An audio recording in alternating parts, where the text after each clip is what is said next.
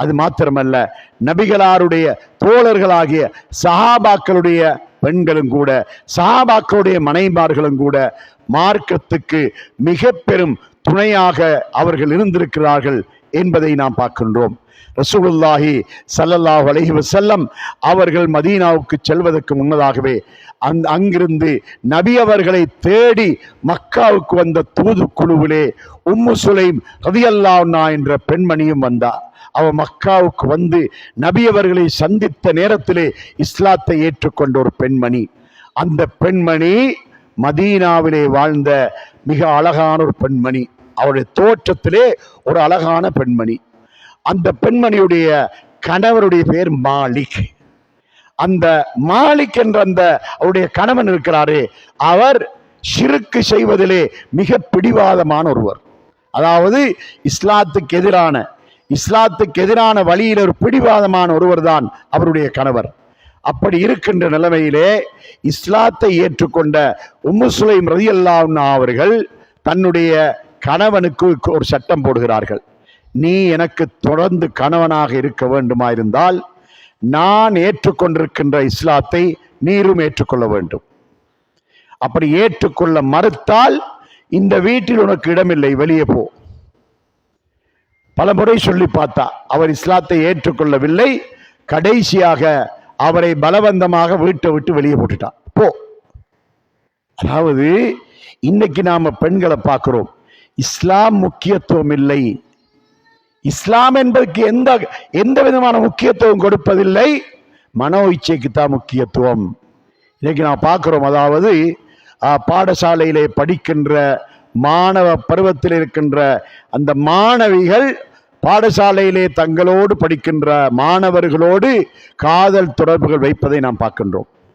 அந்த தொடர்புகள் மூலமாக பெற்றோர்களையும் உதறி தள்ளிவிட்டு அவர்கள் வீட்டை விட்டு வெளியேறி செல்கின்ற காட்சிகளை பார்க்கின்றோம்.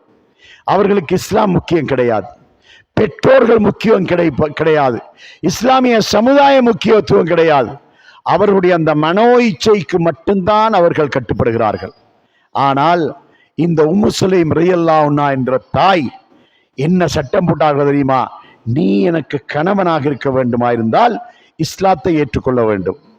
அதை ஏற்றுக்கொள்ள மறுத்த போது வீட்டை விட்டு வெளியே போ. விவாக விடுதலை, தலாக்காகிவிட்டது. இப்பொழுது அவர்கள் தன்னுடைய ஒரு மகனோடு தனிமையாக வாழ்ந்து கொண்டிருக்கிறார்கள். இப்பொழுது உம்மு சுலைம் ரலியல்லாஹு அன்ஹா கணவரை விட்டு பிரிந்த செய்தி மதீனாவிலே பரவலாக மக்களுக்கு தெரிய வருகிறது.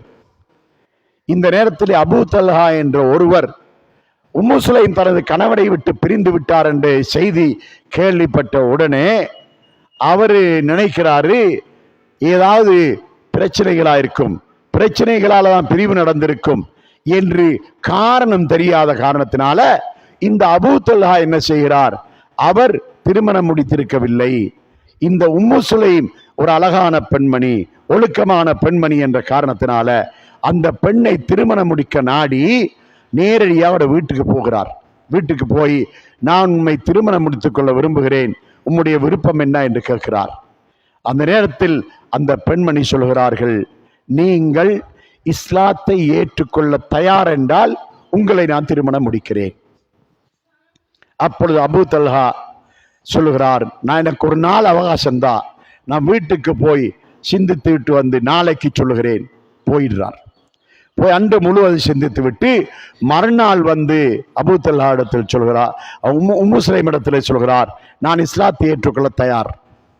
அப்பொழுது உம்மு சுலைம் ரலியல்லாஹு அன்ஹா இந்த அபூ தல்ஹாவை தன்னுடைய மகனோடு நபிகளாரிடத்திலே அனுப்பி வைத்து கலிமா சொல்ல வைத்து இஸ்லாத்தை ஏற்றுக்கொள்ள வைத்து திருமணம் முடித்தார்கள் என்ற வரலாறு நமக்கு சொல்லுகின்றது. அதாவது அன்றிருந்த பெண்மணிகளுக்கு இஸ்லாம் தான் முக்கியம். இஸ்லாத்துக்கு பின்னால் தான் குடும்ப வாழ்க்கை.